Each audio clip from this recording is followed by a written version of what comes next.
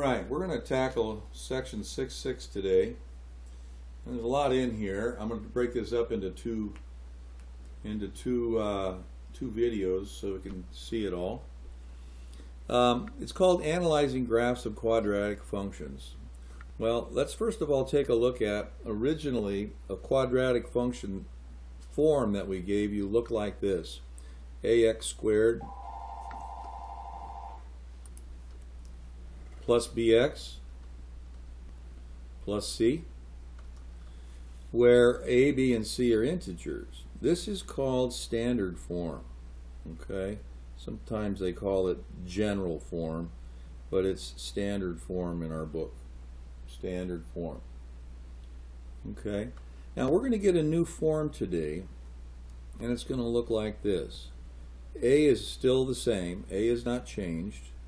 But we're going to have something in parentheses here, and we're going to introduce a couple of new letters, H and K. And you notice B and C now are gone, but H and K have been introduced. So let's talk about what everything is. Okay, A is the same as it always was. Okay, same as before. It's that number up in the front, and I'll explain what we can tell by looking at A in a minute. And H and K is an ordered pair. H and K are an ordered pair where the vertex is at that ordered pair. Vertex is at the ordered pair. So if I had, just give you an example, so if I had an ordered pair of, I don't know, let's say negative 2, 1, then I can write this in vertex form. F of x equals a, x minus h, x minus a negative 2 squared plus 1. You'll notice that the sign out here, 1 for 1, is the same as sign here. And the sign here, negative 2, is here, and there's that subtraction sign that was in the problem. One of the biggest mistakes people make is they see this sign here in the front and they think, well, that's the sign of my h coordinate. It's not. H and k is the vertex, and h is of course the x value and k is the y value, h and k. So this is how you'd write it. Usually we simplify it by just calling this x plus 2 squared. So as I look at this, I see that k is 1 and h is a negative 2, because I have to have that negative in the problem. So this form, you're going to need to memorize it. This is called vertex form. And vertex form is very helpful because we can see the vertex just looking at this form. So how do you turn standard form into vertex form and vice versa? Well, let's take a look at how that's done. Alright, well, we're going to spend a little time practicing going from vertex form to standard form, and then we're going to go back the other way as well. We want to be able to turn from one form to the other. I'm starting going back to the standard form first because it's usually the easier of the two. What you're not seeing right here is A. A is a 1 right here, and it doesn't matter that I show it because it's going to work out in the end. To go from vertex to standard form is simple. We're just going to go ahead and expand this. X plus 2 quantity squared. I'm just going to end up foiling this. This is x squared plus 2x plus another 2x is plus 4x. And 2 times 2 is 4. And then we're going to add the 1 at the end here. This is x squared plus 4x plus 5. Easy to do. All you have to do is expand vertex form, and it will get you back here to standard form. This is now in standard form over here. Y equals x squared plus 4x plus 5. It's easy to do. Okay? So to get from vertex to standard form, just expand it. I'm sorry for the phone ringing all the time here, but we got things going on in our world here like you do. Alright, going from vertex form to standard form is easy. Just expand the polynomial. The hard part is going back the other way, starting with standard form and going back to vertex form. Let's try one of those. Alright, let's start with this one in standard form, and we're going to move it to vertex form. Now, one of the techniques that's talked about in your book, and I'm not going to use it, is a technique called completing the square. And we could do that. If you want to learn that, you're welcome to use that. But what I really need is to know a couple things. What's A, B, and C? Well, A I know is right here. It's a 1. So this is y equals 1, parentheses, x minus h plus k. I got to have h and k. I already have A. I just need h and k. Well, h and k happen to be the vertex of this. And the vertex is easy to find by going negative b over 2a. So I just choose to use this technique because I think it's faster. And it's a lot simpler than trying to complete the square. So here we go, negative b over 2 times a, which is 1. There's an a up there. So negative 4 is x. So the x value, h is going to be the x value, negative 4. H and k is what we're looking for. And the y value then is found by plugging this back in here and here. And you can do that with your calculator. We can just do it right here pretty easy. So negative 4 squared plus 8 times negative 4 minus 5. That gives me 16 positive minus 32 minus 5. That gives me negative 16 minus 5, or a negative 21. Negative 21. Okay? Now, this negative 21 now is the y value, or k. So I found the x value, stuck it in, it's h, and the y value is k. See, what we found was the vertex. And the vertex was negative 4, negative 21. And that vertex goes by the letters h and k now. So now that I've got these two numbers, let's just stick them in my formula. So y equals 1, I don't need to show it, x minus a negative 4 squared minus 21. So remember, this is k out here, and this is h. We're going to stick negative 4 in for h, negative 21 in for k. These double negatives are unnecessary, so we're going to go x plus 4 quantity squared minus 21. So that's all there is to it.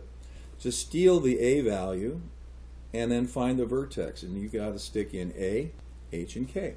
Let's do another one. All right, let's do this one. We're going to turn it from standard form into vertex form, and remember, vertex form is a x minus h squared plus k. hk is the vertex, and a we're just going to steal from here. It's right here already. So this is y equals a negative 3 x minus something, and we're looking now for h and k. So we're going to use the same technique. The vertex is found at negative b over 2a. Actually, the x-coordinate of the vertex is found here. So b is 6, so negative 6 over 2 times a, which is a negative 3. And I get negative 6 over negative 6, or 1. So the ordered pair I'm looking for is at 1 something. The vertex is at 1 something. Okay, so now let's take 1 and stick it back in here and here. And the y value is going to be negative 3 times 1 squared plus 6 times 1 minus 1. Let's see, squaring 1 is 1 times negative 3 plus 6 minus 1. 6 minus 4 is 2. So the y value is 2. So we're going to pick that and stick it up in here. So there's my vertex, and so I can stick those right into my equation. Okay? So I'm going to put 1, 2 in there, put a 1 in here, and put a 2 in here, and there's my answer. Okay? Don't forget that this is x minus, so there's going to be a minus sign there necessarily. So that's pretty easy to do that, to find that using this technique. Just steal the a value, bring it over here, and then use negative b over 2a to find the x, plug it in to find the y. Okay? So that's the technique for finding, moving from standard form to vertex form. All right, let's take a look at, this section's entitled Analyzing, and we're going to spend some time doing that right now. All right, I've entered a couple of equations in the calculator here. The first one, y1, is an equation where nothing has been done to x but squaring it. Now it has a 1 out in front of it, but the rest, nothing's been done to it. And it's the most basic form. This is where the vertex is right at the origin, and it's opening up, and it's also not been shifted around anywhere. When we talk about analyzing graphs, we're talking about what happens when we do something to the basic function. So take a look at what I've done to x squared. Well, right here, this 0 means I didn't do anything to x right here, and this is still a 1 out here. The only thing I've changed is I put a plus 4 out here. This actually happens to be the vertex 0, 4.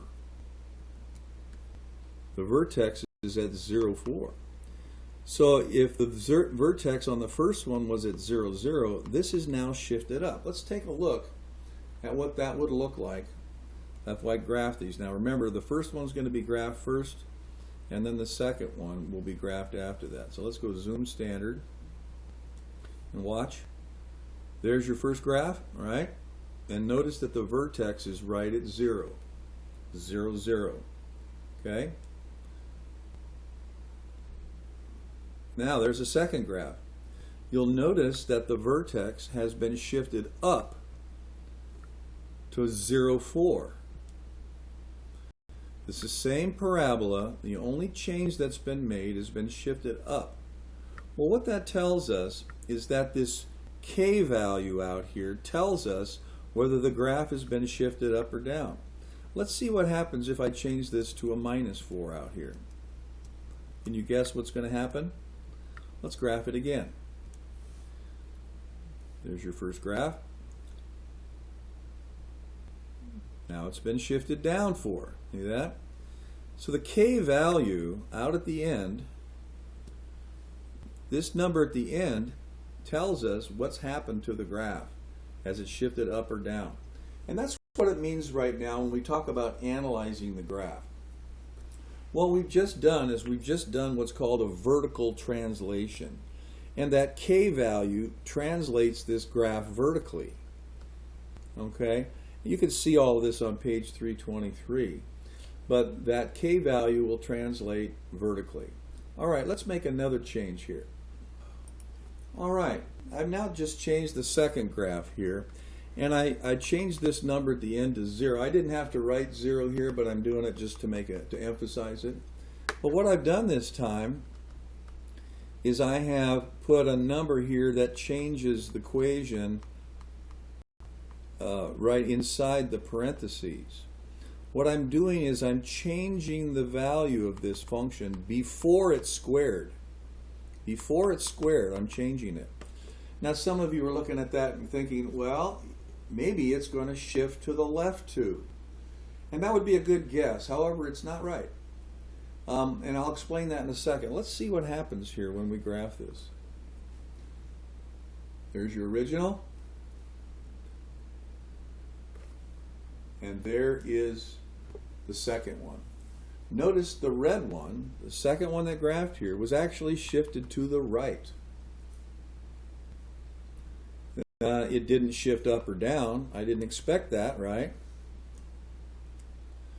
If it was going to be shifted up or down, I would have been because of this k value out here. So in other words, h affects how it translates horizontally. However, we're expecting it to go left, but remember that this formula is x minus 2. And we found, looking at our graph, that it actually shifted to the right 2. Now, I'm going to write you a sentence. I'd like you to copy it down because it's a universal 2 sentences that will tell you how to analyze graphs of every kind. So get your pencil ready. I want you to copy this down and put a big box around it.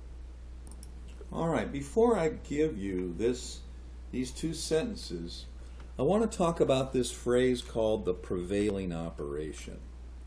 In algebra, this is a big deal. In algebra, you have been given equations all along here where things are being done to x. Well, some of those things that are done to x change it by moving it this way or the other.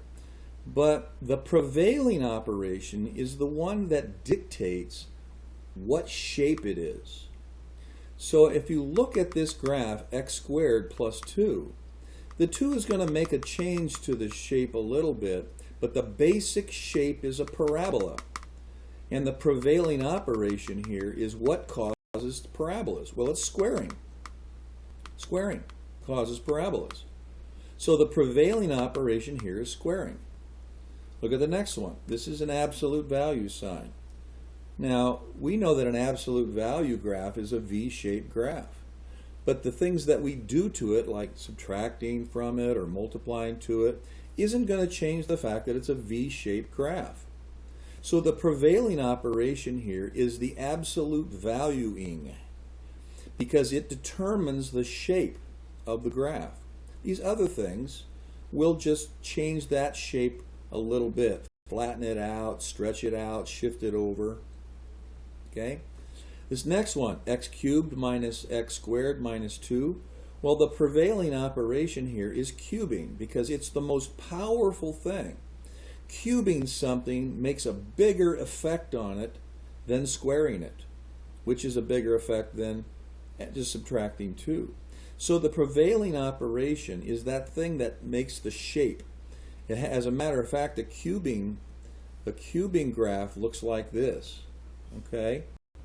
And cubing graphs, the shape is determined by the fact that this is cubed. Okay? So the cubing is the prevailing operation. A cosine is a trigonometry graph, and what trigonometry graphs do is they cause these waves to occur. Okay? And this 2 is affecting the graph by causing it to shift up, but it's not changing the shape. So the prevailing operation here is the cosining. Okay? So this is the prevailing operation. This is the prevailing operation. This is the prevailing operation. And this is the prevailing operation. So those are called the prevailing operation. Those operations that basically determine the shape. The prevailing operation determines the shape. Determines the basic shape of the function. Okay? The basic shape. Now, we do all kinds of transformations to that. So let's take a look at that. All right, let's talk about the 4 basic transformations. And you probably talked about these in Algebra 1, maybe in pre-algebra, but I'm going to go over them again.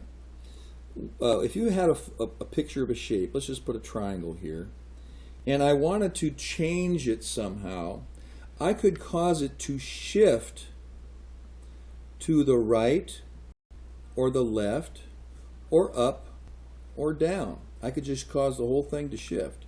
So if I took that shape and I wanted to shift it over, let's say on a graph, to the right, I would do something to that graph to cause it to shift. This is called translations. This is a translation. Or I could cause it to shift down. Okay? Or I could cause it to do both, you know. These are called translations, shifting. So that's number 1. Number 2 is what we call a reflection. Let's take another shape, the same shape here, and let's say I want to reflect this shape over, let's say, the y-axis. And if I did that, it would look, let's see if I get it to be a decent picture here, it would cause it to actually reflect a mirror image over that. This is called a reflection, where you create a mirror image somehow. Okay? Number 3, I'm not going to have room to put number 4 on this page though. Number 3, there's a reflection. There's also something called a dilation. And dilating means to make something bigger or smaller. So let's take a shape here. If I wanted to dilate it and make it bigger, I would multiply by some number bigger than 1, say 1.5. And I would cause that graph to actually get bigger. Or if I wanted to take that shape and make it smaller, I would multiply by something less than 1, say 0.7. And it would cause that shape to shrink, to make it smaller. Dilations cause things to get bigger and smaller. Okay? Number 3. And number 4, I guess let's go up here and put it right up here. Number 4, translation, fourth translation. The fourth translation is called rotations. Now, we are not going to be dealing with any rotations in this class. You'll get to those in pre-calculus, but a rotation is, oh, let's take a situation like this. Let's say I want this thing to rotate, and let's say I wanted it to rotate 90 degrees. Okay? So if I wanted it to rotate 90 degrees, it will turn and it'll pivot and it'll be like this. It rotates 90 degrees to the right. And you do that when you go into your computer and you modify pictures, you edit pictures. You'll cause them to rotate and so forth. We use all of these principles on the computer. Like you can dilate a picture in your computer by just grabbing that corner and pulling it out and stretching it. You're dilating it. Okay?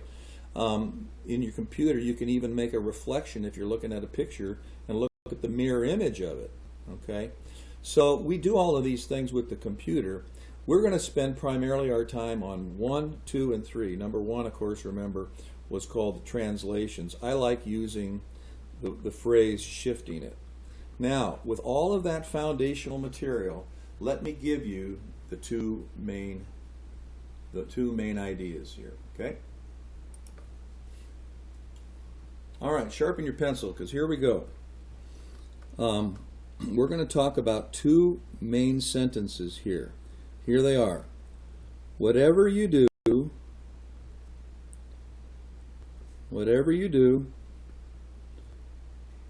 a function after the prevailing operation,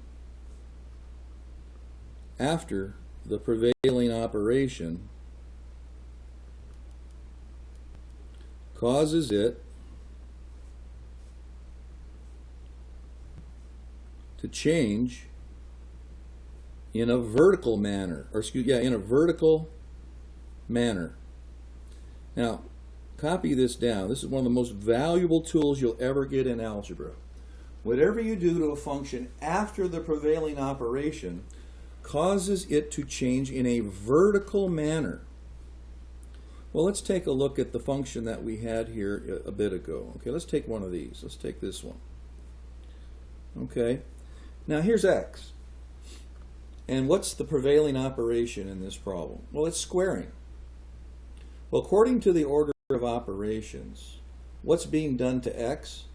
Well, x is being subtracted 2 from it, and then it's squared. So before the prevailing operation, this was done before the prevailing operation. Before. Now, after you squared it, what did you do? Well, you multiplied it by 1. That's after. And then you added 4. That is also after the prevailing operation. So whatever you did to this function after the prevailing operation changes it in a vertical manner.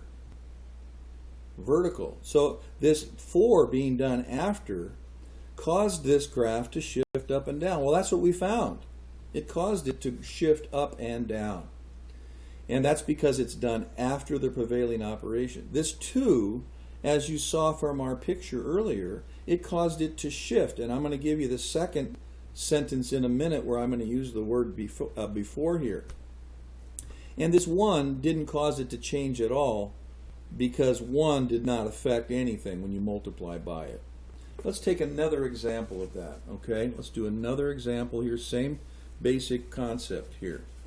I'm going to just pick something that's crazy here from absolute value, okay?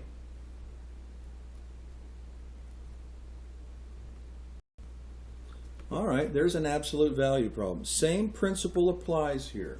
Whatever you do to a function after the prevailing operation causes it to change in a vertical manner. Well, what has been done before and after? Oops, I don't want to square there. What has been done before and after the absolute value? Well, let's see. X was subtracted by 5. 5 was taken from it, and then it was absolute valued. Then it was multiplied by 3. Then 7 was subtracted. We're working with the order of operations. So which of these things was done before and after? You're right. This is before. This is done after. This is done after. See that? So this is going to cause it to change vertically. This is going to cause it to change vertically. And the before, we're going to give you that sentence now, is going to cause it to change horizontally. Now, next sentence. Make a box around that. Here's your second sentence. All right, we're going to change that first sentence, but it's going to be almost word for word. Whatever you do to a function before, so I'm going to erase the word before here. You write it out from the beginning, okay? Whatever you do before the prevailing operation, whatever you do to a function before the prevailing operation causes it to change in a horizontal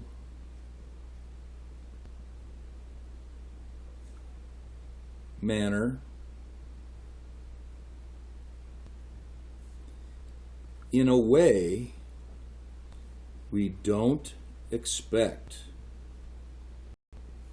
In other words, it's opposite of what we expect. Whatever you do to a function before the prevailing operation causes it to change in a horizontal manner in a way we don't expect. Now, what does that mean, in a way we don't expect? Well, let's take this function that we had here earlier.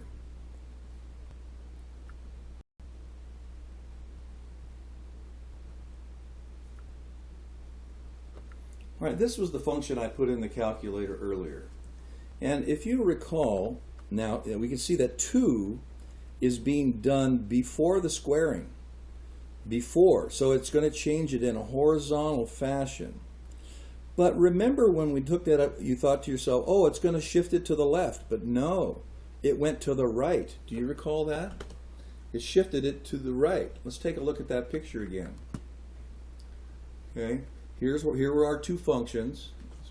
Let's zoom in on that a little bit. Okay.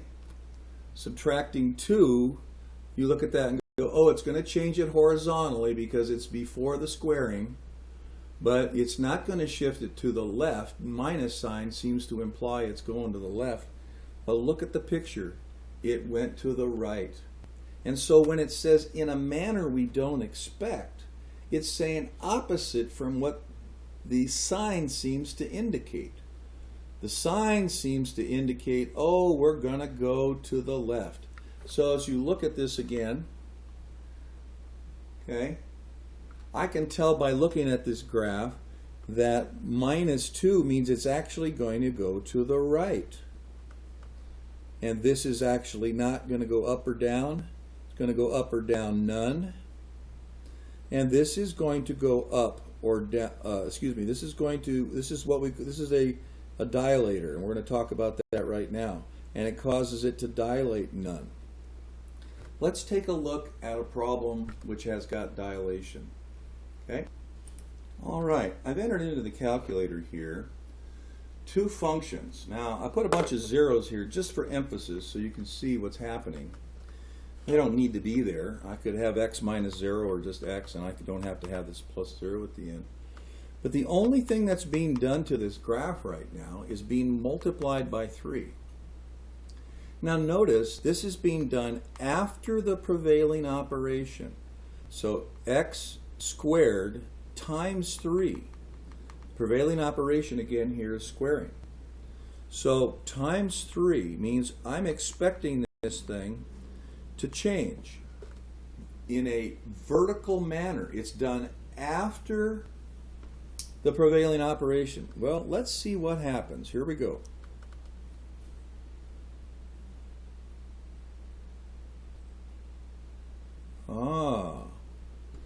Okay. The second graph is skinnier, but in fact it's not skinnier, it's actually been stretched vertically. It's been stretched vertically, because remember, this is done in a vertical manner if it's done after the prevailing. So it's been stretched. And what makes me think it's stretched? The number 3 is bigger than 1. See that? Up here you had a 1. And when you put a number here that's bigger than 1, you can expect it to stretch vertically. Let's prove that. Let's put another equation in here. Let's call it 1.5. And I don't need all of that other stuff, so I'm not going to write it in there. Let's graph this one. It's bigger than 1. Let's see what happens. Yeah, it stretched it too, but it didn't stretch it as much as the 3. Let's put another one in there. Let's change one to where this is a bigger number than 3. How about 5x squared? Okay. Oops. 5x squared. Let's see what happens. Look, it stretched it even more. It stretched it even more. These are all in the family of what we call dilations. They've all been dilated. Now, what would happen if we used a number less than 1? So let's go back here, and let's change this one here. Delete this thing. Let's put a number in there less than 1. Say 0.1 x squared. Let's get rid of this other one down here. And let's see what happens, the third graph. According to this, the first one ought to stretch. Let's see what happens to the third one there. Here we go. First one. Second one is stretched. Third one is flattened. Now some of you might look at that and say, oh, it's been widened. No, it's been affected in a vertical manner because it's done after the prevailing operation. So it's actually been flattened this way, been flattened down. And what caused it to flatten? Well, because this number was less than 1. So you can see that you can predict a lot. So let's put an equation up here and see if you can predict what's going to happen by looking at it. And this is good practice for us all to do this. So let's go ahead and change this one. Let's get rid of that one and that one. I'm just going to type something in here. Oh, we have one more thing to cover first. Let's just change this to negative x squared. We haven't talked about reflections yet. In fact, let's go ahead and put the parentheses here so you can see the whole thing. X minus 0 parentheses squared plus 0. So there again you can see that the equation is exactly the same as the one above, but I've put no transformation horizontally, no transformation vertically, but I've stuck a negative out front here. Let's see what happens. Here we go. There's your first graph. There's your second one. And you'll notice that they're exactly the same shape, and the vertex is still at the same place. But what's happened? Well, it's reflected. And it's reflected in a vertical manner. Why vertically? Because this negative out front is causing it to change after the prevailing operation. X squared, then make it negative. So you can see that this is also done after the prevailing operation. And by the way, this is just like working with linear equations. There's a difference between a positive slope and a negative slope. Well, negative slope on a linear equation just causes it to flip over. So we have got all three of the transformations here. They are clearly discussed at the bottom of page 323. It's a little bit more algebra jargon, but they're all discussed. If you want to read that through and get a slow down look at it, you can. I'm going to wind this video up here shortly, but let's do one more here, okay? I'm going to delete this one, and then we're going to make a prediction together, okay? Let's put some numbers in here. How about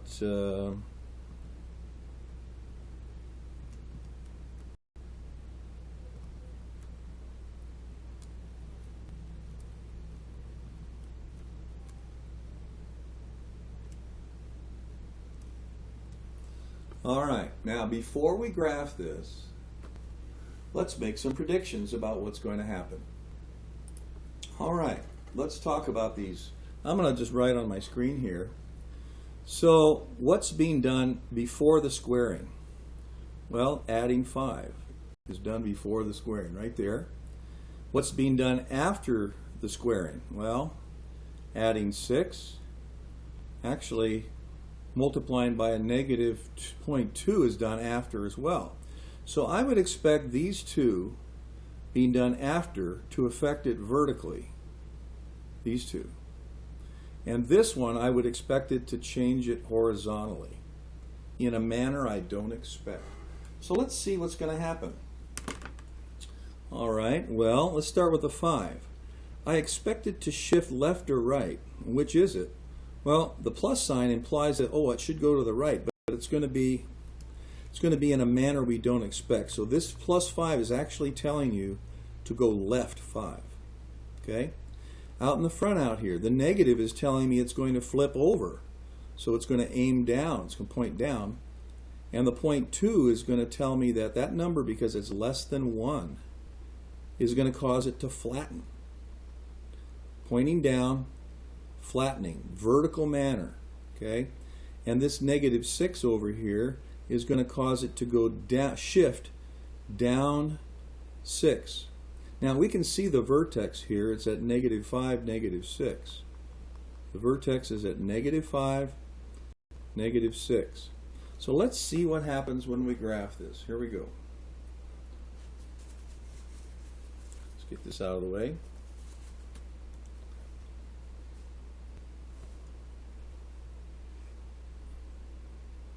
All right. Now what happened? Well, the vertex is now gone over left 1, 2, 3, 4, 5 right there. It's also gone down 6, 1, 2, 3, 4, 5, 6. As we predicted, that vertex is at negative 5, negative 6. It's also aiming down. That's what happened when we put that negative out in the front. And we can't see the graph real well, but we can see that it's flattened out some. The decimal that we put up in the front, this 0.2, is less than 1, so it causes my graph to flatten out some. So we see the shifts, both vertically and horizontally. We see the reflection, and we also see that it's been flattened out, dilated, flattened out a little bit. If we wanted to look at it a little bit farther out, we could zoom out a little bit and see what that looks like.